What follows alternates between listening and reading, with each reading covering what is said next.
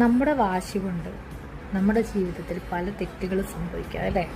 ചിലപ്പോൾ വാശി പിടിച്ച് നമ്മളത് നേടിയെടുത്ത് കഴിയുമ്പോഴായിരിക്കും നമ്മൾ വലിയൊരു കുഴിയിലേക്കാണ് ചെന്നത് എന്ന് നമ്മൾ തിരിച്ചറിയുന്നത്. പക്ഷെ അത് നമുക്ക് പറഞ്ഞിട്ട് കാര്യമില്ല. ചിലപ്പോൾ നമ്മൾ അതിലൂടെ കടന്നു പോകേണ്ടതായിരിക്കാം. പക്ഷേ അത് തിരിച്ചറിഞ്ഞ് പിന്നീട് അത് നമ്മുടെ തെറ്റ് തിരുത്തി കഴിയുമ്പോൾ നമുക്കിങ്ങനൊരു വാശിയുണ്ടെന്ന് മനസ്സിലായി കഴിയുമ്പോൾ പതുക്കെ നമ്മൾ ഓരോ കാര്യങ്ങൾക്കും തീരുമാനം എടുക്കുമ്പോൾ നമ്മൾ മുന്നോട്ടും ചിന്തിച്ച് തീരുമാനം എടുക്കാൻ സാധിക്കും. പക്ഷേ നമുക്ക് പറ്റിയ തെറ്റുകൾ നമ്മൾ തിരുത്തിയെന്ന് വെച്ചു, ആ തിരുത്തി കഴിയുമ്പോൾ നമ്മുടെ ചുറ്റിനുള്ളവർ വീണ്ടും മുറിവേൽപ്പിക്കുന്ന പോലെ ആ തെറ്റിനെ ഇങ്ങനെ പറഞ്ഞുകൊണ്ടേയിരിക്കും. നീ അന്ന് അത് ചെയ്തില്ലേ, നീ ഇന്നിത് ചെയ്തില്ലേ. ശരിക്കും പറഞ്ഞാൽ നമ്മൾ പുതിയൊരു തുടക്കത്തിലേക്ക് നമ്മൾ തിരിയാൻ നോക്കുമ്പോഴും നമ്മുടെ ചുറ്റിനുമുള്ള സമൂഹം നമ്മളെ അതിലേക്ക് വിടാൻ സമ്മതിക്കാതെ ഇരിക്കും അല്ലേ. നിങ്ങൾക്ക് അങ്ങനെ തോന്നിയിട്ടുണ്ടോ?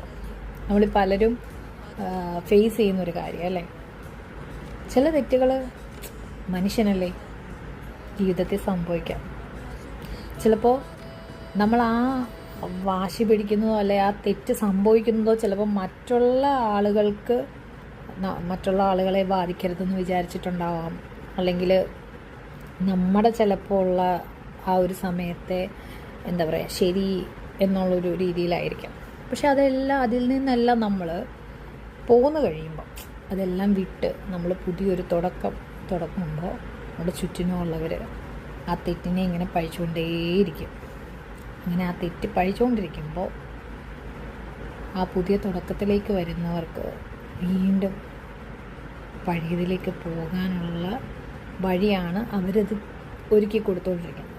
ചിലപ്പോൾ അത് ട്രോമയിലേക്കായിരിക്കാം, അവരൊരു ട്രോമയിൽ നിന്ന് പുതിയൊരു തുടക്കത്തിലേക്ക് വരുന്നതായിരിക്കാം, ഒരു ഡിപ്രഷനിൽ നിന്ന് വരുന്നതായിരിക്കാം. പക്ഷെ നമ്മുടെ ചുറ്റിനുള്ളവരത് മനസ്സിലാക്കുന്നില്ല.